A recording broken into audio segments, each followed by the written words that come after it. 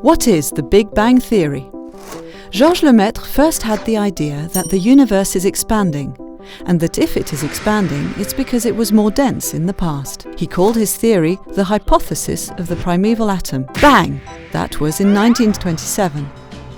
At that time, the prevailing opinion was that the universe is stable and unchanging.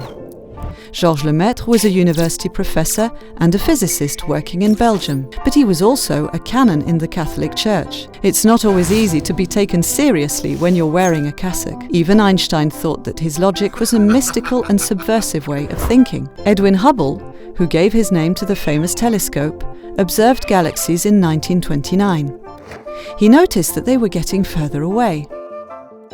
And if that was the case, they must have been close to each other at some point. This discovery was the first observation that supported Lemaitre's theory, but other theorists also had the same hypothesis around the same time. The Russian, Alexander Friedman, the American, Howard Robertson, and the Englishman, Arthur Walker.